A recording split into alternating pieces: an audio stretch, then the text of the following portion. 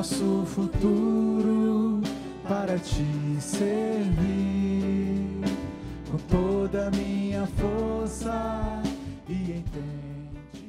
Amados, eu estou muito feliz de estar aqui. Obrigado, bispo. Primeiro porque eu não queria vir.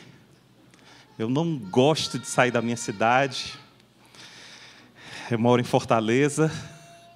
E Fortaleza é a cidade das tentações, porque todo domingo você fica tentado, ou eu vou para a praia ou eu vou para a igreja. É uma tentação terrível. Então, você precisa de uma fé grande para você ir para a igreja. Amém. E eu sou casado há 22 anos, tenho um filho de 17, e eu, a minha casa, servimos ao Senhor em uma pequena congregação lá em Fortaleza, em um bairro classe média baixa, uma igrejinha pequena, 50 membros. E eu saí de uma igreja de 6.000, nascido e criado nessa igreja, e Deus disse: seu tempo acabou aqui. Eu peregrinei por algumas igrejas, porque, diferente de Abraão, quando Deus disse assim, levanta a tua tenda e vai, eu sou um cara estruturado. Então, quando Deus disse, seu tempo acabou, eu disse, tá, Senhor, então eu vou para onde, me dá todas as coordenadas, faz assim, assim, assim, me mostra e tal, e Deus não age dessa forma. Então, eu fiquei vagando um tempo, até que Deus mostrou o local, e a gente parou nessa igrejinha pequena, 50 membros, e lá que a gente tem servido, nessa igreja. E quando eu recebi a ligação do Renato, convidando para vir para cá, disse, Senhor, me deixa cuidando das ovelhinhas que estão aqui, Senhor, eu não quero ir. Mas aí o Renato começou a jogar abaixo. Irmão, é sobre família, irmão. Eu disse, não, irmão, a minha paixão é família. Irmão, é na semana da família, irmão. Eu disse, irmão, e aí eu vou orar, irmão. E aí quando a gente ora, Deus responde, né? Amém. E eu queria dizer que eu não sou digno de estar aqui, se não for a misericórdia do Senhor. Portanto, eu rogo pela misericórdia e pela bênção dEle, para que cale o homem e fale o Senhor. E o propósito dessa noite, queridos, é a gente refletir um pouco do que Deus pensa sobre o casamento.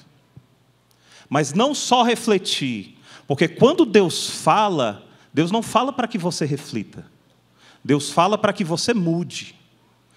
Todas as pessoas que ouviram a voz de Deus, relatadas na Bíblia, tiveram transformação.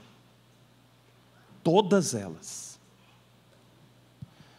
Todas as pessoas que ouviram a voz do Senhor mudaram de alguma forma. Na igreja que eu sirvo, uma igreja pequenininha, a gente luta para dizer para as pessoas, se você está sentado nessa cadeira, e a palavra que sai daqui do trono do Senhor, que não é o pastor que fala, não é o bispo que fala, é o Senhor através de nós. Por isso não merecemos nenhuma honra, nenhuma glória e nenhum louvor. Tudo vem dele.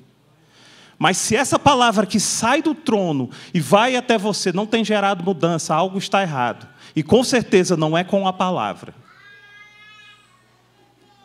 Pessoas que frequentam a igreja 10, 15, 20 anos e não se transformam, não crescem, precisam rever, porque não estão ouvindo a voz de Deus. E é isso que nós queremos hoje. Nós queremos que... E, aliás, eu vim aqui com um propósito muito ousado, meus irmãos. Eu vim aqui fazer com que a gente saia daqui entendendo a mente e o coração do Senhor com relação à família. Portanto, fique em oração, porque eu, por mim, não sou capaz de fazer isso. Porque o próprio Senhor diz, os meus pensamentos são maiores do que os seus. Por isso eu preciso me calar nesse momento. E eu ouso dizer que nenhuma pessoa aqui presente, começando de cima para baixo, nem o bispo, nem os pastores, nem vocês, nem eu, temos a plena convicção do que está no coração de Deus com relação à família. Não temos. tão tremendo é, ou tão tremenda é essa criação do Senhor. Assim como o Renato falou aqui.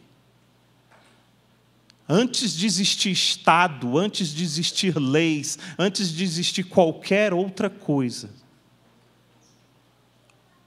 o Senhor criou a família. Portanto, a minha oração é que você saia daqui transformado. Mateus capítulo 7 diz: todo aquele que ouve as minhas palavras e as pratica será comparado a um homem prudente que edificou a sua casa sobre a rocha. E caiu a chuva, transbordaram os rios, sopraram os ventos e deram com ímpeto contra ela, que não caiu, porque fora edificada sobre a rocha.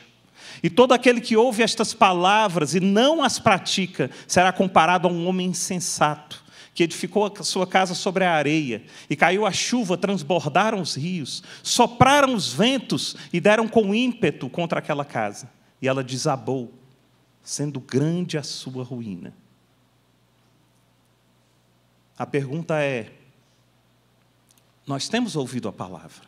A grande maioria das pessoas aqui ouve a palavra.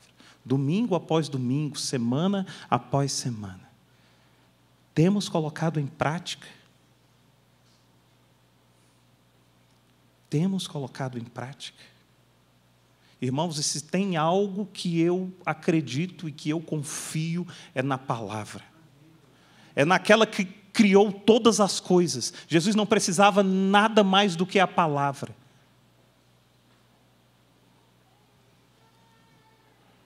Nós temos colocado em prática, a ponto de sermos novas criaturas, ou permanecemos os mesmos. O Brasil hoje é o segundo maior país cristão do mundo. Será que é isso que tem refletido lá fora? Sabe qual é o meu sonho? Que a gente fosse cristão da igreja para fora. Esse é o meu sonho. Porque da igreja para dentro as igrejas já estão cheias. Todo mundo é crente. Mas da igreja para fora todo mundo é mundo. Não conseguimos mais ver o crente ser luz no mundo. Mas o crente tem sido mundo no mundo. E se você tiver um mínimo de percepção espiritual, você já percebe que o diabo tem atacado a família. O tema que Deus colocou no meu coração, o Renato disse: pastor, fique muito à vontade, pregar o que Deus colocar no seu coração. O tema vai ser família, e Deus colocou no meu coração: filho, fale sobre a minha ideia sobre família. Por isso que o título é Família, Ideologia de Gênesis. Porque muito tem se ouvido falar de ideologia de gênero, mas poucos têm refletido e transformado as suas vidas pela ideologia de Gênesis. Porque os crentes estão calados. E o que é ideologia? Ideologia nada mais é do que uma ideia, um estudo de uma ideia, um conjunto de ideias, ideologia, um conjunto de ideias de uma pessoa ou de um grupo de pessoas. Mas as pessoas estão tentando vender a ideologia de gênero como uma verdade, um princípio. Isso não é um princípio. Isso é só um grupo que está expondo as suas ideias e tentando, principalmente, impor as suas ideias, a sua ideologia goela abaixo, principalmente do povo de Deus. E hoje nós vamos fazer a contrapartida. Nós queremos mostrar qual a ideia de Deus. Porque as rádios, as televisões não vão fazer isso. Se não for no boca a boca. Se não for no toque a toque, as pessoas não vão conhecer a ideia que Deus tem sobre família. Se você ler atentamente Gênesis capítulo 1 e capítulo 2, nós vamos entender que a Bíblia diz: e Deus criou o homem. Logo depois ele diz: Deus criou a mulher. E muitas vezes a gente entende isso como separado, mas não. Deus estava preparando a família. Gênesis vem Deus preparando toda uma família. Tudo que foi criado, os céus, a terra, os mares, tudo que foi criado, os animais, foi para receber a família. Tudo. Eu já começo a entender como a família é importante. A Bíblia diz: errais porque não conheceis as Escrituras. E aí nós não conhecemos a palavra de Deus, e o que acontece? Nós começamos a aceitar o que o mundo diz. Aliás, essa palavra conhecer no grego ela é muito interessante. A gente precisa entender isso. Deixa eu explicar para você. A Bíblia diz: e conhecereis a verdade, e a verdade vos libertará. Amém? Você conhece algum crente que domina muito bem a Bíblia e não é liberto dos seus vícios? Eu conheço vários. Então a Bíblia está errada? Não. Porque a gente não entende a palavra conhecereis. Vamos para um outro versículo para a gente entender. E José não conheceu Maria até que ela deu à luz a Jesus. É claro que José conhecia Maria. Eles eram noivos. Então tem um detalhe no conhecer. Qual é esse detalhe? O conhecer no grego, ele é não só conhecer como é no português, mas é um conhecer de se relacionar intimamente a tal ponto que você se transforme e que você se torne um com ele. E não conheceu José a Maria até que ela teve um. E José não teve um relacionamento íntimo com Maria e se casou com ela e se tornou com ela até que ela teve Jesus. Quando ela teve Jesus, aí sim, José se tornou um com ela e teve um relacionamento íntimo com ela. Entenderam? E conhecereis a verdade, e a verdade vos libertará. Tenha um relacionamento íntimo com a verdade. Tenha um relacionamento tão próximo dela, tão íntimo dela, que você e a verdade vão ser um agora, e aí você vai ser liberto. É assim. É desse jeito.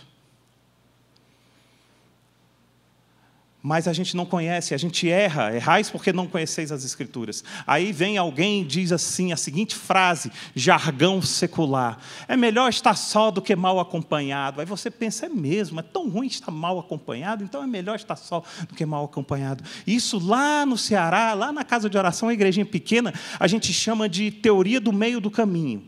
É aquele que saiu do péssimo, chegou no muito ruim, aí para ele não continuar andando até em direção ao excelente, ele para e fica olhando para o péssimo e diz assim: mas é melhor eu estar aqui no muito ruim do que estar no péssimo. É melhor estar sozinho do que mal acompanhado. Mas Gênesis 2,18 diz: não é bom que o homem esteja só. Eclesiastes 4,9 diz: melhor é serem dois do que um. Então é jargão, é balela. Está certo que mal acompanhado é terrível, mas não é bom que o homem esteja só. Todas as coisas criadas em Gênesis, elas foram criadas para receber uma família. Uma família. A família ela é tão importante, amado, no conceito, no pensamento e no coração de Deus, que Jesus desce, Ele desce como o unigênito do Pai, vive entre nós, morre, sofre, ressuscita ao terceiro dia, e quando Ele sobe, Ele não sobe mais como unigênito, Ele sobe como primogênito do Pai. Sabe por quê? Porque nesse meio tempo, Ele estava constituindo família. Ele sobe como filho único e volta como filho mais velho com a progenitura, primogenitura. Vocês estão entendendo o que é família? Para mim ainda não caiu a ficha. Eu fico dizendo: Senhor, me mostra. Senhor, me mostra. Porque é importante demais para mim, Senhor. É importante demais, Pai. Até a vinda de Jesus, Ele era unigênito. João 3,16 diz isso. João 1,18 diz isso. Mas quando você vai lá para Colossenses 1,13, você já nota que ele já não usa mais o termo unigênito, ele já usa primogênito. Por quê? Porque nós já estamos no Novo Testamento, e aí no Novo Testamento ele já vê, não só Jesus, mas ele vê você também como da família de Deus. Aleluia. A família é tão importante, que quando Deus resolve destruir Sodoma, Ele salva uma família. A família de Ló. A família é tão importante, que quando Deus resolve destruir o mundo, Ele salva uma família, a de Noé. Vocês estão comigo? Irmãos, eu não consigo entender, me desculpem. Eu ainda sou tradicional, eu não sou renovado nesse aspecto. Mas eu não consigo entender o divórcio. Não entra. Divórcio, para mim, é assassinato. Uma vez, lá atrás, minha mãe uma vez chegou e disse assim: filho, eu estou pensando em me divorciar. Eu disse: mamãe, a senhora vai cometer um homicídio. Não, meu filho, não diga isso. É, mamãe. Porque o divórcio nada mais é do que você matar a outra pessoa da sua vida. E a minha mãe se manteve fiel ao meu pai e não se separaram. Meu pai morreu tempos depois. E glória a Deus, minha mãe se converteu e eu tive o prazer de batizá-la. O divórcio é um homicídio, em que você olha para a pessoa e diz: eu vou te matar no meu coração. Lembra o que Jesus disse? Ouvis o que tem sendo dito aí. Não adulterais, eu, porém, vos digo, aquele que olhar, já adulterou. Então, nós podemos ser homicidas dentro do nosso coração. Quando você deseja o mal, quando você olha para o seu cônjuge e diz assim: eu quero me separar, você está dizendo assim: eu vou te matar dentro do meu coração. Você vai morrer para mim e para a minha vida. Eu tive a oportunidade de vir morar em Fortaleza um tempo. Morei criança, conheci a Ronário, o Renato. Depois fui embora, voltei 20 anos depois. Morei mais um ano aqui. Em um ano, meu filho estudava no colégio, ele tinha 6 anos nessa época. E quando terminava a aula, ele queria jogar bola, e o filho de uma outra senhora queria jogar a bola, e essa senhora, o marido dela tinha abandonado a casa. Saído de casa. Abandonado o filho. E de vez em quando ele voltava, enchia a mulher de esperança e sumia de novo. E nessas de esperar o filho jogar bola para ir embora, ela disse para minha esposa: eu não aguento mais. Aí minha esposa disse: então o que você quer? Ela disse: eu quero que ele me deixe em paz. A minha esposa olhou e disse: é isso que você quer? Ela disse: quero que ele me deixe em paz, porque ele me enche de esperança, e quando eu estou esperançosa de que ele vai voltar, ele me abandona. A minha esposa olhou bem nos olhos dela e disse assim: você tem certeza que é isso que você vai pedir a Deus? Ou você quer um marido restaurado dentro da sua casa, que sirva ao Senhor de todo o coração, que assuma a casa com responsabilidade de um homem de Deus? Aí ela olhou e disse assim: mas isso seria um milagre. A minha esposa olhou para ela e disse assim: pois peça um milagre a Deus. A partir daquele momento, aquela mulher começou a andar com a gente. A gente começou a evangelizar aquela mulher, ela aceitou a Jesus como Senhor e Salvador. 6 meses depois a gente foi embora, o marido dela não tinha voltado ainda. Nós continuamos orando por aquela mulher. Ela ficou firme e forte na igreja. Uns 2 anos depois ela liga para a gente e diz: ele voltou. A gente: amém. 1 ano depois ela disse assim: ele está indo para a igreja. A gente: glória a Deus. Mais uns 6 meses depois ela disse: ele se converteu. E a gente disse: glória a Deus. 1 ano depois ela disse assim: a gente vai ter uma segunda lua de mel, vai ser aí em Fortaleza que a gente quer ver vocês. Glória a Deus. Uns 6 meses depois ela disse assim: eu estou grávida. Glória a Deus. E eu mandei só tem o Facebook dela, e mandei uma mensagem: vou estar pregando em Brasília, vai. E ela não respondeu, não viu, porque era para ela estar aqui. Glória a Deus. Amém. Isso é ser família. Família é mais importante do que nós possamos imaginar. Deus criou o homem e a mulher. Portanto, essa é a ideologia de Gênesis. E aí, o que acontece? A família ela é tão importante para Deus, que o diabo já sacou isso. E aí o que ele faz? Ele quer destruir a minha e a sua família. Aliás, eu tenho um recado para você, crente. Quando você aceita Jesus como Senhor e Salvador da sua vida, você ganha de presente a salvação. Aliás, uma vez uma pessoa me perguntou uma coisa e eu tive que explicar, e a igreja já ia se levantando para atirar pedras em mim, e foi mais ou menos assim, alguém falou assim, pastor, mas falaram que todos os caminhos levam a Deus, é verdade? Eu disse, é. Calma. O bispo já me olhou aqui com a cara. Todos os caminhos levam a Deus, sabe por quê? Porque a Bíblia diz que todo joelho se dobrará e toda língua confessará. Irmão, pode ser o maior ateu que for no mundo, vai chegar uma hora que ele vai ter encontro com o Pai. E o joelho dele vai se dobrar e a língua dele vai confessar. Todos os caminhos levam a Deus. Agora, a partir daí, da eternidade em diante, não. Vocês estão entendendo? Até a prestação de contas, sim. Mas a partir daí, não.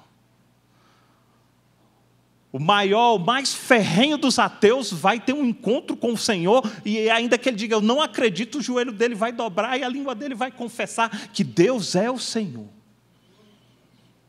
Mas a partir daí, a Bíblia diz, aqueles que aceitarem ao Senhor, serão remidos pelo sangue de Jesus que foi derramado na cruz.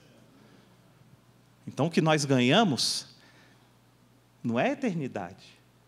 Quando você aceita Jesus, você não ganha eternidade. De novo. Porque todos nós somos eternos. Quando você aceita Jesus, você ganha a presença de Deus na eternidade. Porque quando você não aceita Jesus, você já tem a eternidade também, mas na ausência dele. Porque vocês estão tão tristes.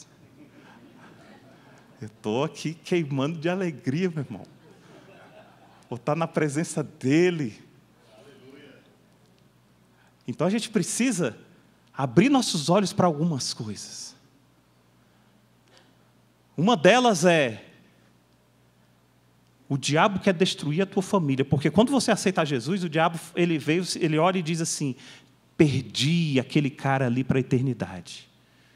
Aquele cara não vai mais me encontrar no inferno. Então, sabe o que eu vou fazer? Eu vou infernizar a vida dele aqui.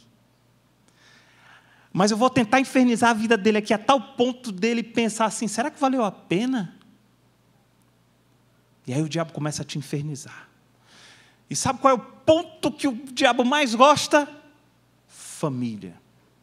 Ele quer destruir a sua família. Não só a sua, mas do mundo todo. Pastor, e como é que ele faz isso? Ele faz isso por 3 pilares. Não só a família, mas a sociedade. Ela é formada por 3 pilares. Presta atenção. Primeiro pilar. Gênero. É até 8h30, pastor? Bispo. Primeiro pilar. Gênero. Homem e mulher. Nós vamos entrar agora no coração de Deus. Homem e mulher. Jovem, presta atenção, jovem. Se você ouvir alguém falando de opção sexual, é o diabo falando uma mentira para você.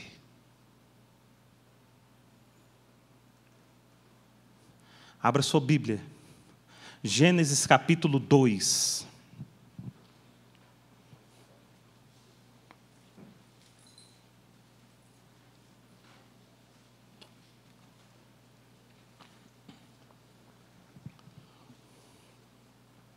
Gênesis capítulo 2, se você está com dificuldade de abrir Gênesis, encontrar Gênesis, você vai lá em Apocalipse e vira a Bíblia assim, você vai achar Gênesis. É uma técnica ninja. Gênesis 2, a partir do versículo 15. Tomou, pois, o Senhor Deus ao homem e o colocou no jardim do Éden para o cultivar e o guardar. E o Senhor Deus lhe deu esta ordem: de toda árvore do jardim comerás livremente, mas da árvore do conhecimento do bem e do mal não comerás, porque no dia em que dela comeres, certamente morrerás. Amém? Tem coisas na sua vida que é opção sua. O Éden tinha milhares e milhares de árvores, e Deus diz: coma livremente, meu filho, coma, se alimente, aproveite. E tem certas coisas na vida da gente que Deus não interfere, é opção sua. Por exemplo, Senhor, eu quero ser um advogado. Amém? Seja o melhor advogado que você puder, para a honra e glória do Senhor Jesus. Ah, não, Senhor, eu quero ser um arquiteto. Amém. Seja o melhor arquiteto que você puder, para a honra e glória do Senhor Jesus. Ele não interfere. Ah, Senhor, eu quero morar na Asa Norte. Amém. Desde que você tenha condições de morar na Asa Norte, não se endivide por isso, more na Asa Norte. Não, Senhor, eu prefiro ali no Cruzeiro, porque é mais pertinho e tudo e tal, e é mais barato. Amém. Deus não interfere aonde você vai morar. Senhor, hoje eu estou com vontade de vestir vermelho, Senhor. Amém, desde que seja com decência. Deus não vai interferir nessas coisas. É opção sua. São árvores colocadas no jardim em que você pode optar sim ou não. Mas o sexo não é assim. Deus criou homem e mulher. Então, quando alguém falar para você de opção sexual, é o diabo dizendo para você o seguinte: eu estou mentindo. Porque não existe opção sexual, existe desobediência. Essa é a palavra. Opção existe de emprego, opção existe de profissão, opção existe do que você vai vestir, mas de sexo não. Deus te fez com todas as características de homem, então Deus tem um plano para você como homem. Deus te fez com todas as características de mulher, então Deus tem um plano para você como mulher. Pastor, então, peraí, mas se Deus me fez como homem, mas eu estou louco para ser mulher, pastor, eu quero ser mulher, o que é que eu faço? Sabe o que você está fazendo, meu irmão? Ainda que você não perceba, você está pegando de um fruto proibido, colocando na boca e dizendo: Deus, ainda que você não perceba, ainda não tenha aberto seus olhos espirituais para ver isso, você está colocando o fruto proibido para dizer: Deus, quem errou foi você, não fui eu. Deus, você fez errado. A sua criação não é perfeita, não é boa. E você está comendo do fruto. Sabe qual é a consequência? Certamente morrerás. É duro assim. Mas nossos jovens precisam ouvir a verdade. Aliás, uma das piores coisas, dos piores jargões que inventaram agora nos últimos tempos é tolerância. Está na boca de todo mundo. Tolerância, tolerância. Tolerância não é bíblico, meu irmão. A tolerância, ela é vizinha do desprezo. Já pensou se eu chegar e falar assim: irmão, como é o seu relacionamento com o seu vizinho? Rapaz, eu tolero ele. Como assim, meu irmão? Isso é coisa de crente? É coisa de cristão? Jesus nunca tolerou ninguém. Jesus amava. O cristão não tem que tolerar, não. A Bíblia tem duas ordens nesse sentido: amar o pecador e odiar o pecado. Nenhum dos dois é para você tolerar. Então a gente não precisa comprar essas ideias que o mundo vende aí, não. Encaixotadinho, todo encaixotado. Então o primeiro pilar é o de gênero. É o pilar da sociedade que, se for destruída, a sociedade acaba. Gênero. E agora tem uma nova vertente aí, saiu no Fantástico semana passada, ou retrasada, de que existe o homem que quer ser mulher, mas existe o homem também que não quer ser nada. Ele não se vê nem como homem, nem como mulher. Quem viu isso? E aí ele cria um verbo novo, não é nem lindo, nem linda, é linde. É linde, bonite. Isso é demoníaco demais. Mas hoje, Deus está nos mostrando o que está no coração dele. E era para todo jovem ser colocado na escola, e tudo bem, deixa o pessoal da ideologia de gênero fala, mas depois abrir também o contraponto, falar assim, agora vem o pessoal da igreja. O que a Bíblia diz sobre isso? E a gente ponderar também, e mostrar lá o que está na palavra de Deus. E esse é o primeiro pilar que o diabo quer quebrar, tirar de nós. Gênero. Entenda, não é questão de opção, é questão de desobediência. Imagine que você é pai de um menino, você fala, meu filho, você pode entrar em todos esses cômodos da casa, mas esse você não entra. Aí o filho diz, pai, eu optei, é opção minha, entrar nesse cômodo. Filho, era proibido você entrar, você vai ter que pagar um preço. É ou não é assim? Da mesma coisa do lado espiritual. Aliás, eu aprendi a ler a Bíblia de uma forma que eu chorei muito. Eu estava lendo Gênesis e aí eu li, de todas as árvores do jardim comerás, mas da árvore do conhecimento do bem e do mal não coma, porque se comeres certamente morrerás. Aí eu ouvi uma voz dizendo, está errado. Aí eu olhava e ia de novo, de todas as árvores do jardim comerás, mas da árvore do conhecimento do bem e do mal não coma, porque se comeres certamente morrerás. Está escrito aqui, está errado. Aí eu ia de novo e lia, de todas as árvores do jardim comerás, mas da árvore do conhecimento do bem e do mal não comerás, porque se comeres, morrerás. Está aqui. Está errado. Até que uma vez, eu entendi como é que se lê essa passagem. Essa passagem se lê na entonação de um pai falando para um filho amado, algo tão importante, que vai trazer a vida ao filho. E aí eu passei a ler assim, filho, coma de todas as árvores do jardim, filho. Mas filho, da árvore do conhecimento do jardim, da árvore do conhecimento do bem e do mal, filho, não coma, filho, porque se comeres, filho, certamente morrerás. Aí ouvi a voz, está certo. Entenderam? É como se um pai chegasse para um filho e falasse, filho, brinque aqui, filho, pode brincar. Eu comprei, tudo isso é seu, filho, esses brinquedos, tudo isso é seu. Filho, mas olha, filho, não mete a mão na tomada, filho, porque se você meter a mão na tomada, filho, você vai levar um choque, filho. Aí sabe o que o filho faz? Criança não é assim? Tá, leva um choque e diz, meu pai é muito ruim.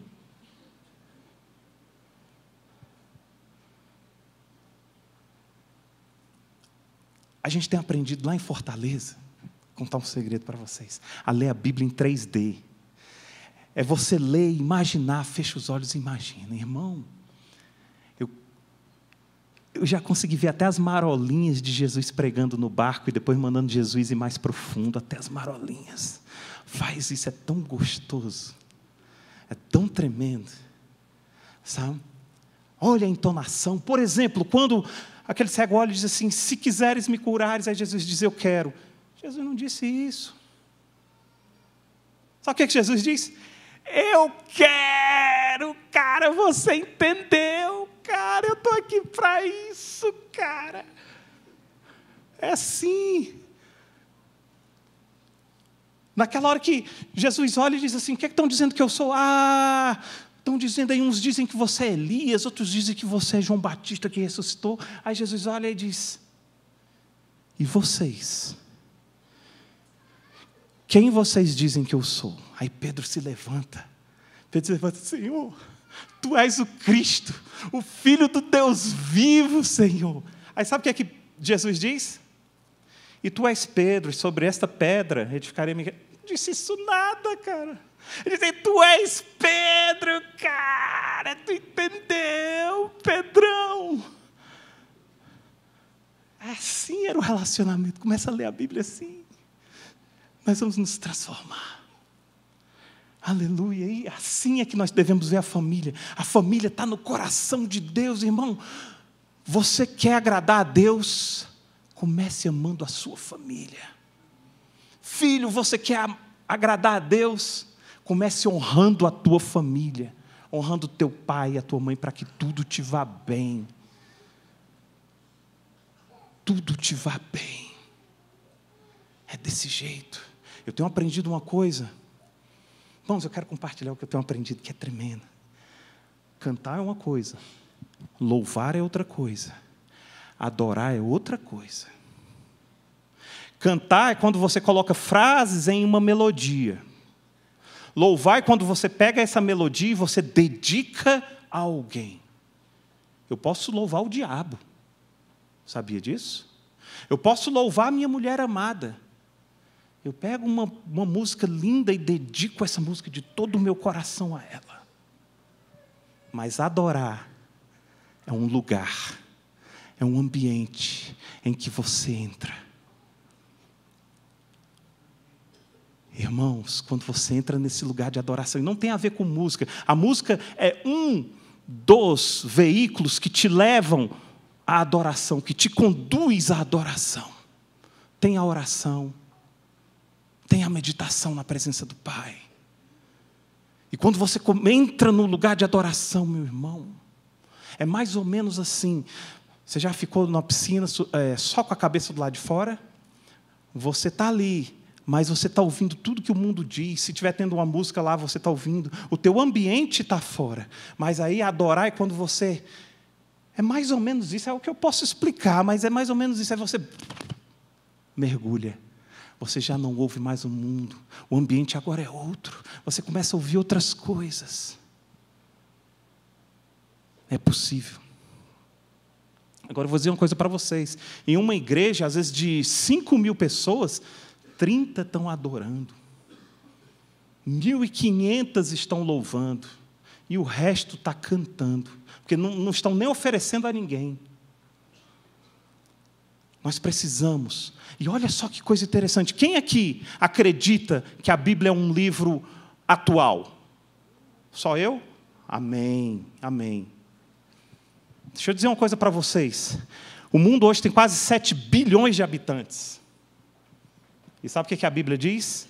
Que Deus continua procurando verdadeiros adoradores que o adorem em espírito e em verdade. Que você seja achado esse adorador.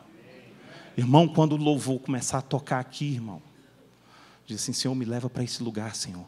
Me leva para esse lugar, Senhor. Me leva para esse lugar, Senhor. Me leva para esse lugar. Irmão, pá! Vai acontecer. Vai acontecer. Então, o primeiro alicerce, gênero. O diabo está atacando o gênero da família. O segundo alicerce, número. 1 com 1.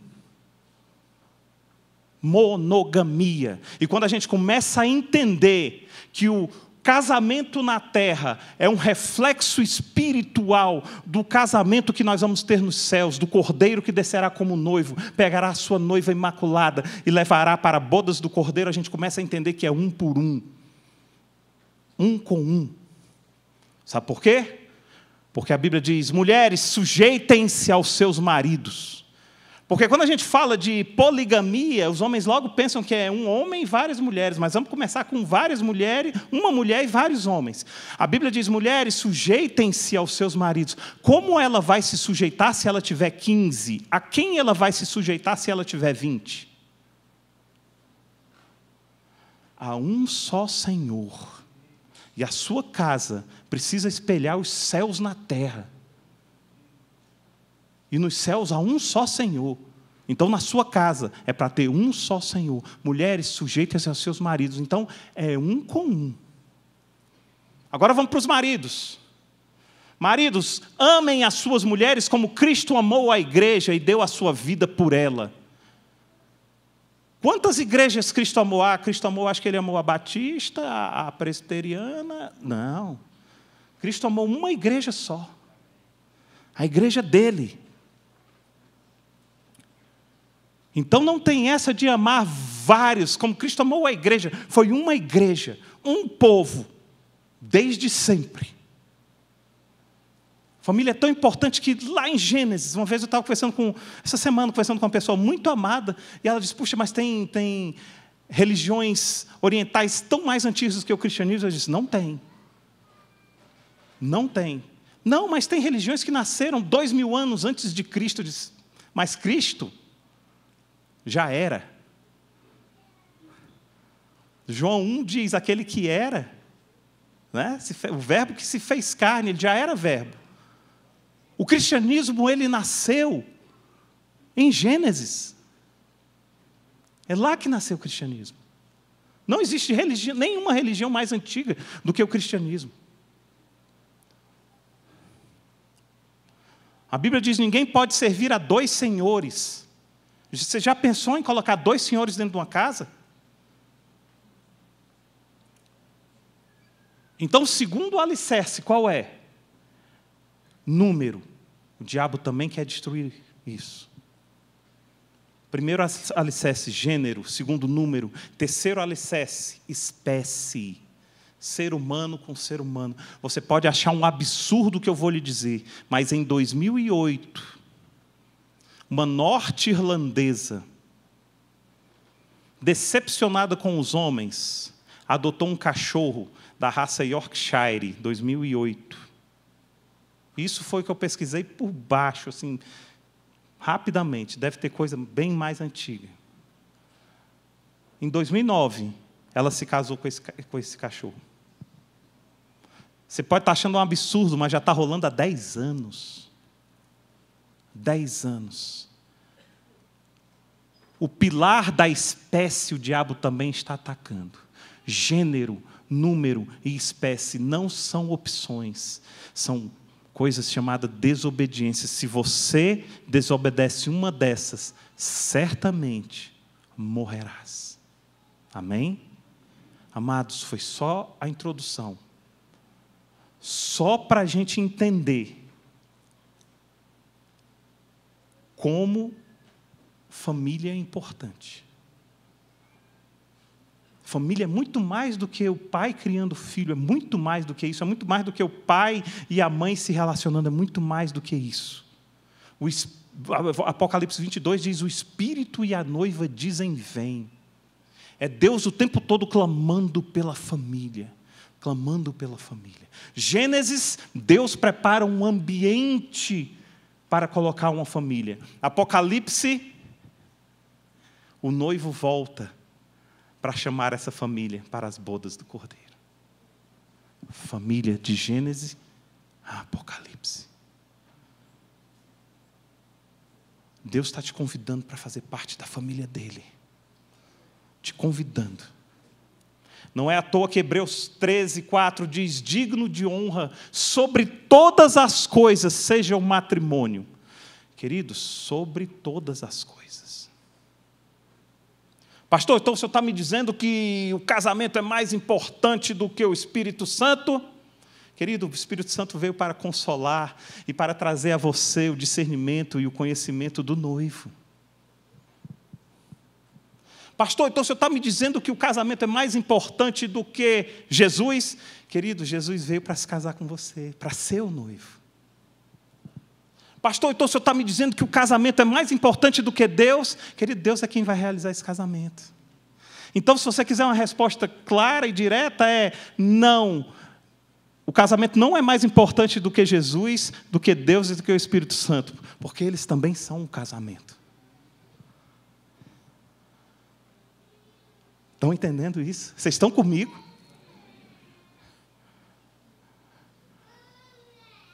Aquele que vai celebrar, aquele que é o noivo, aquele que nos conduz ao noivo. A festa está feita, meu querido. E o bispo, o senhor não tinha noção, talvez quando o senhor programou esse local, mas foi no mesmo dia que coincidiu com o casamento lá da princesa. Aquele casamento de pompa.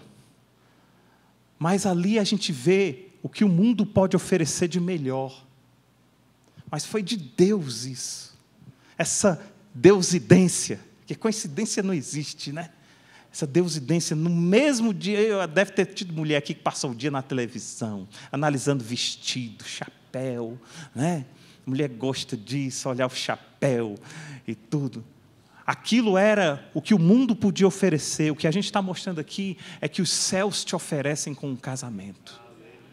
É que os céus estão te oferecendo para isso. Amém? Então, digno de honra sobre todas as coisas, seja o casamento. Você sabe o que Jesus veio fazer na cruz? Sei, pastor, ele veio me salvar. Também. Mas não só isso. Ele explica antes disso. Ele diz, esse é o meu sangue da nova e eterna, o quê? Aliança. Ele veio te colocar uma aliança, não no dedo, mas no coração. Ele veio casar com você. Ele veio te convidar para casar. Ele veio ser seu noivo, dizer assim, venha. Fazer com você uma aliança maravilhosa. Semana passada nós fizemos uma reunião lá em casa e o condomínio que eu moro tem um grupo de WhatsApp do condomínio. Aí eu boto logo no condomínio, reunião no apartamento 801, quem quiser pode ir. Irmão, apareceu uma senhora que rasgou o coração, dizendo que o marido tinha traído, e ela foi para essa reunião, estava vindo de um bar, tinha bebido, e não sabe como é que chegou lá no apartamento. Aí ela disse, aí eu estava conversando com as minhas amigas, meu marido me traiu e tudo, e eu fui, e aí conversei com minhas amigas, e as minhas amigas falaram, tira a aliança, você está separada. A minha esposa olhou para ela, minha esposa, defensora ferrenha do casamento, disse, está errado. Como está errado? Eu não estou separada? Não. Tua aliança não é só com ele, tua aliança é com Deus.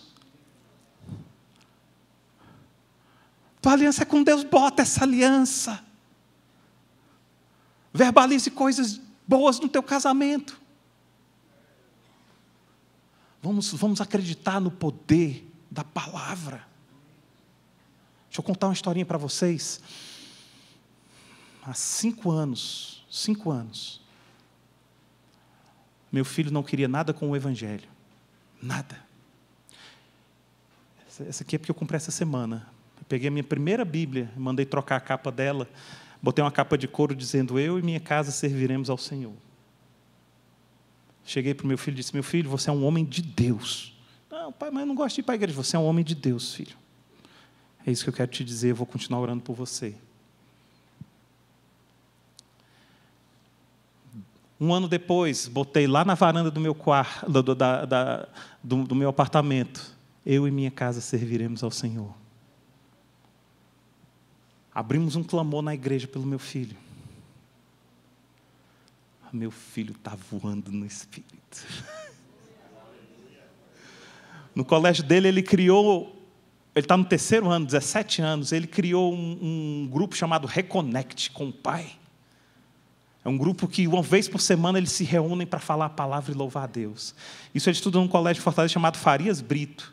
Já tem Reconnect no Farias Brito, já tem Reconnect num outro colégio chamado Cristos, e já tem Reconnect num outro colégio chamado Batista. Eles, junto com os amigos, tudo da mesma idade, criaram um evento lá chamado 72 horas de evangelização na beira-mar. Quem conhece a beira-mar de Fortaleza, acha lindo, mas até 11 horas, meu amigo. 11 horas os turistas começam a ir embora e começam a chegar as prostitutas, os viciados, os homens de rua. E era nessa hora que a gente entrava evangelizando. De manhã, de tarde, até 11 horas a gente ficava só lendo a Bíblia. Eram 72 horas de leitura ininterrupta da Bíblia e aconselhando com as tendas de aconselhamento para quem quisesse. A partir daí, a gente ia. Irmãos, foi tremendo. Está voando. Sabe por quê? Porque eu disse para ele, meu filho, você é um homem de Deus, nada vai mudar isso. Nada vai mudar isso. Creia no poder da palavra. Em frente à casa de oração tinha um ponto de prostituição de travestis. Uma vez nós fomos lá e tinham 3 travestis, eu fui com mais um grupo, e eu falei, como é teu nome? Ah, é Amanda. Eu disse, como é o teu nome? Ah, é Amanda, como é o teu nome? É Amanda, como é o teu nome? É João. Você é João. Ainda que você esteja Amanda hoje, Deus te fez João. E eu quero orar por você, João, para que você resgate aquele João lá do passado que você era. Cara, o cara se derramava, se derramava. Se derramava. Filhos, aprendam a pedir a bênção aos seus pais. Na Bíblia tem exemplos de pessoas que não souberam pedir a bênção do pai ou perderam a bênção do pai. E sabe o que aconteceu? O nome sumiu da história. Lembra de Esaú e Jacó? A bênção era para Esaú. Mas hoje todo mundo diz Abraão, Isaac, Jacó. Abraão, Isaac e Jacó. Esqueceram de Esaú. Por quê? Porque a bênção foi para o outro. Filhos, se vocês são caras espertos, descolados, não deixem de pedir a bênção ao seu pai. É melhor do que ganhar na loto. Eu não fui acostumado a isso. Meu pai não era evangélico. Eu sou o primeiro evangélico da minha família. Mas depois que eu me casei, pai, a benção, pai. Eu te abençoo, meu filho. Aí ele falava, Deus te abençoe, meu filho, Deus te abençoe. E eu lendo a Bíblia, eu vi os pais que abençoavam os filhos. Eu disse, não pode ser assim. Deus me fez para abençoar o meu filho. Aí um dia meu filho chegou e disse, benção, pai. Aí eu botei a mão na cabeça e disse, meu filho, eu te abençoo em nome de Jesus, meu filho. Parecia assim, ele pegando um poder sobrenatural, né, desses Avengers. Hoje ele é acostumado, vai dormir, pai, me abençoa, pai. Pai, amanhã tem Reconnect, me abençoa, já bota a cabeça, me abençoa, pai. Meu filho, eu te abençoo em nome de Jesus. Vai, meu filho, você vai sob oração. Não negligencie isso do seu filho. Uma vez uma pessoa disse assim, cara, mas é muita pretensão sua abençoar o teu filho. Eu disse, primeiro, eu abençoo ele em nome de Jesus, não é no meu nome. Segundo, eu prefiro errar, chegar por Deus e falar assim, Senhor, eu errei. Eu posso ter errado, ter abençoado meu filho demais, mas nunca vou chegar por omissão, falar assim, você abençoou o teu filho? Não. E assuma essa responsabilidade para você. Meu filho, eu te abençoo, em nome de Jesus. Tem certas coisas que o crente perdeu no decorrer da história. Quer ver um exemplo? Como é que crente se cumprimenta? Ah, tu é crente, crente. É crente. Pai do Senhor. Pai do Senhor. Não é assim que crente se cumprimenta? Sabe o que significa Pai do Senhor hoje? Oi. Perdeu-se o poder que Deus deixou para nós como herança. Vai lá na Bíblia. Jesus, quando está prestes a ir embora, ele reúne os discípulos, sabe quem? Os filhos. Voltamos para a família, nós estamos em família. Não percam aqui o fio da meada, não. Jesus reúne os filhos. E aí Jesus vai, sabe fazer o quê? Como todo pai inteligente, Jesus vai distribuir a herança. Aí sabe o que ele diz? A minha paz eu vos dou, não vou lá dou como o mundo dá. Sabe o que Jesus estava dizendo? Estou deixando uma herança para você, meu filho, chamada paz, uma porção de paz para você.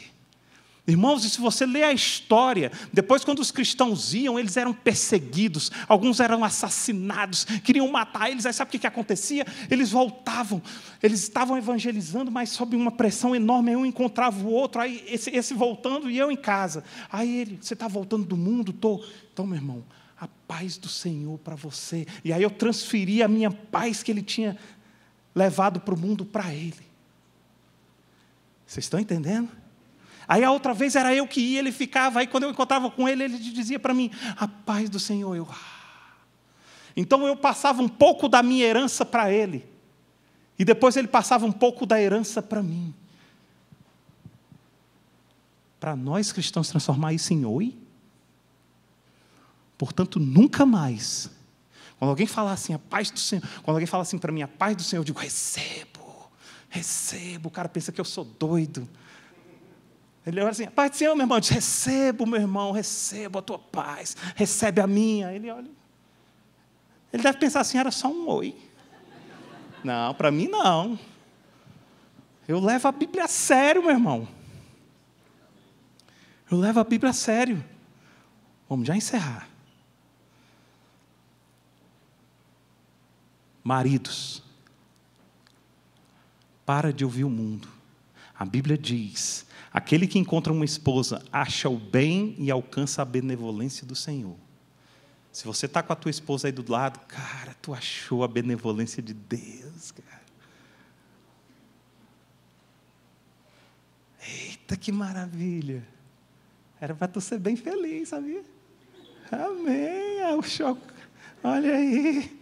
Ah, pastor, mas eu estou casado com ela, pastor, e assim não está muito bem, eu e ela não estamos muito bem, pastor, e tal. Querido, então faz o seguinte, leia Gênesis 12, 2. Sê tu uma bênção. Sê tu uma bênção. Vai ver se não vai transformar o teu casamento. Então, amados, eu não poderia ver coisa mais prática. Eu vou encerrar agora.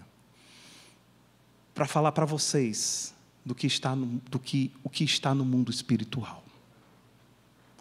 Talvez alguns de vocês tenham vindo aqui só para ouvir dicas práticas. Mas, queridos, é muito mais do que isso. É muito mais do que isso. É todo um universo conspirando pelo teu casamento.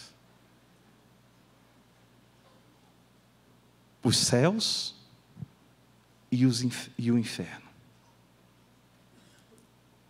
E sempre que há um ato de grandeza, os céus se movem e os céus se movem e o inferno se move. Lembra da história de Sifrá e Puá? Aquelas duas parteiras do Egito.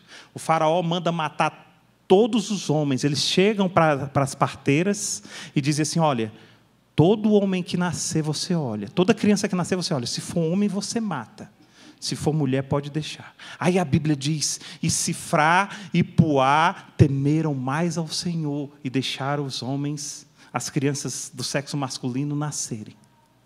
E porque elas fizeram isso, o Senhor as abençoou. Como foi que o Senhor as abençoou? O Senhor constituiu família a elas. Irmãos, é o maior presente que Deus podia dar a elas. Deus poderia ter dado dinheiro, Deus poderia ter dado qualquer coisa. Existem coisas na vida da gente que a gente precisa realinhar, porque nós estamos muito desalinhados com o que o Pai é. Todos nós crentes temos uma pontinha de acharmos que Jesus foi coitadinho. Ai, coitadinho. Eu tenho ouvido muito as músicas e algumas são lindas, mas outras eu digo, cara, mas vamos mudar isso aqui. Tem uma música que diz assim, calmo, sereno e tranquilo. Conhecem essa música, né? Só que tem uma parte que diz assim, triste foi sua história. Triste não. Triste para quem não entendeu. Então lá na casa de oração a gente canta essa música, ela é linda, só que a gente muda o triste, a gente põe linda. Linda. Porque depois que você entende essa história, ela nunca vai ser triste. Quer ver outra? Deus é fiel, fiel a mim. Linda, mas está errada. Ele não é fiel a você. É não, pastor, é não. É fiel a quem? A Ele. Porque Ele decidiu te amar e como Ele é fiel a Ele, Ele te ama. Ainda que você diga, Senhor, não me ama não. Ele disse, eu sou fiel a mim, sou fiel a você. Aí você começa a fazer um monte de coisa de errado, mas diz assim, mas eu tenho misericórdia. Eu decidi ter misericórdia. Ele é fiel não a você, mas a Ele. Aí Ele desce misericórdia para você. Então Deus não é fiel a você. Ele é fiel a Ele, aos planos dEle. Lembra de Jonas? Jonas, vai e prega em Nínive. Aí Jonas foi para Tarsis. Mas Deus é fiel a Jonas? Não, é fiel a Ele. O que ele fez? Jonas está indo para Tarsis? Amigão, amanhã a gente se vê em Nínive, hein? Daqui a 3 dias a gente se vê em Nínive. Sabe qual foi a diferença? A diferença é que Jonas poderia ir na primeira classe. Se ele tivesse dito, eu vou, ele ia na primeira classe, cara. Deus está mandando. Rapaz, arruma o melhor quarto aí nesse barco. É Deus quem está mandando. Ele ia. Mas, cara, o cara foi... quase morre. É ou não é? Deus é fiel a Ele. Não é fiel a mim e a você. Amém? Glória a Deus. Amados, família é algo tão tremendo, que eu ainda não falei nada. Nada. Era só uma coisinha para a gente entender o que é essa coisa maravilhosa chamada família. Então, jovem, se você está na sua cabeça assim, eu não quero casar, não, jovem, vai perder a bênção. Vai perder a bênção. Em nenhum momento eu falei que era fácil. Não confunda para depois chegar e mandar um WhatsApp, um Facebook, pastor, casei, pastor. É difícil, irmão, mas é bênção. É bênção. É melhor sozinho do que mal acompanhado. Mas é muito melhor chegar em casa, ter uma esposa linda e maravilhosa, esperando em casa. É muito melhor ter um esposo lhe esperando em casa, dizendo, amor, posso tirar o seu sapato e fazer uma cosquinha? Fazer uma massagenzinha nesse pé cansado, do que estar sozinho. É muito melhor. Então não se contente com pouco. Não se contente com pouco.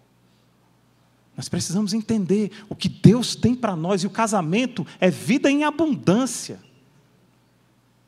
Irmãos, quando eu casei, minha esposa me ligava de meia em meia hora. Está onde? Aí eu, tal lugar. Daqui a meia hora, está onde? Tal lugar. Meia hora, está onde? Tal lugar, irmão. Irmã, já estava chamando ela de irmã. Irmã, tal lugar.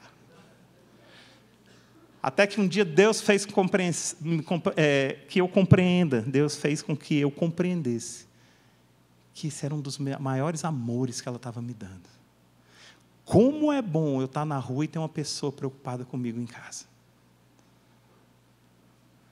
Aí, às vezes, eu estou na rua, aí o telefone toca, eu olho, está lá a foto dela linda, sorrindo. Aí eu olho assim, aí eu já... Quer saber onde eu estou? Eu estou aqui, em tal lugar, amém, te amo, meu amor. É a nossa visão que é errada. Casamento é a melhor coisa do mundo. Melhor coisa do mundo. Já viu um casal de velhinhos bem casado? Como é maravilhoso. Mas deixa eu dizer uma coisa para vocês, e agora eu encerro. Passei do tempo. Nunca confie quando um pastor disser que vai encerrar. Nunca confie. Não é não? Bispo aí mais experiente do que eu, pastor mais experiente do que eu. Né? Nunca confie. Deixa eu dizer uma coisa para você. Esqueci. Será que está aqui o que eu ia dizer? Amém, amém. Estou ficando velho. Amém. Só para a gente finalizar. Outra coisa, tem... Maridos, aprendam a amar mais as suas esposas do que aos seus filhos. Mulheres, aprendam a amar mais os seus maridos do que aos seus filhos.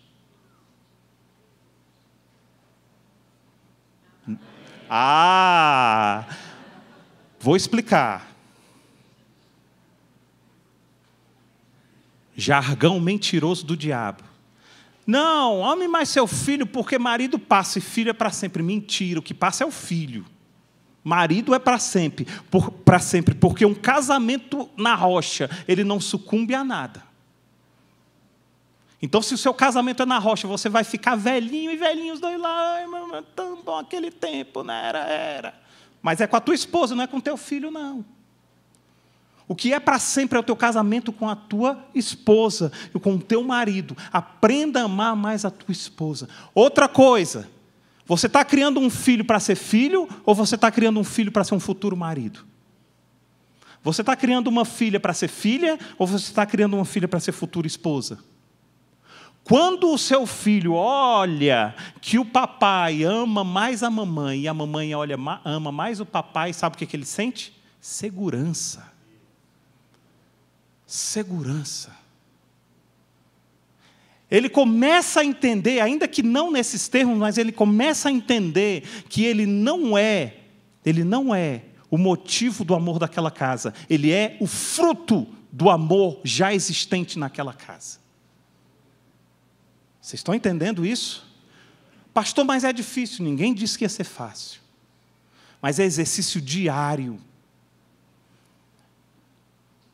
Como foi difícil meu filho entender isso? Ele bem pequenininho. Pai, quem é que o senhor ama mais? Aí eu disse, filho, mais a Deus de todos. Segundo a mamãe, terceiro você. De novo. Aí passava um mês, pai, e o senhor ama mais quem? Filho, mais a Deus, segundo a mamãe. Nunca jogou com amor. As crianças precisam entender que elas são fruto de um amor.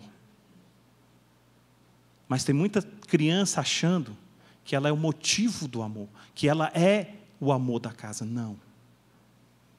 Ela é só um fruto. E aí, quando ela notar que ela é o fruto desse amor, ela vai dizer assim, vale a pena frutificar. E quando eu crescer, eu quero frutificar também. Amém? Obrigado pela paciência. Louvado seja o nome de Jesus. Vamos orar? Paizinho, graças te damos, Senhor. Que maravilha, Pai. Como é linda a Tua palavra, Deus. Como é maravilhosa, Pai, a Tua palavra. Como os Teus ensinamentos são certos, são justos, são bons, são verdadeiros, Pai. Deus, que a gente possa abrir os nossos olhos, Pai, os nossos olhos espirituais, Senhor, para que a gente possa ver, Pai, quão é maravilhoso o Teu reino, Senhor. E que, Senhor, feche os nossos olhos, Senhor, porque o mundo fica nos chamando, Senhor, para coisas tão pequenas, Pai. Deus, louvado seja o Teu nome nesta igreja, Pai, que investe tanto em família, Senhor. Pai, abençoa as pessoas que aqui estão, Senhor. Pai, foi o maior investimento que essas pessoas puderam fazer nas suas vidas, foram estar presentes aqui hoje, Deus. Pai, Tu és fiel à Tua palavra, Senhor. A Tua palavra diz, Senhor, que quando uma pessoa, Senhor, ouvir a Tua voz, Senhor, ela será transformada. Então, traz transformação para os lares aqui, que necessitam de transformação, Pai. Abençoa a liderança dessa igreja abundantemente, Pai. Senhor, muito obrigado, Senhor. Muito obrigado por poder ter servido à mesa desse povo, Pai. Muito obrigado, Senhor. Muito obrigado pelo Teu servo aqui, Senhor, ter podido, Senhor, falar as Tuas palavras, Senhor. Obrigado pela Tua misericórdia, Senhor. Louvado seja o Teu nome, Senhor, neste lugar, em nome de Jesus. Amém.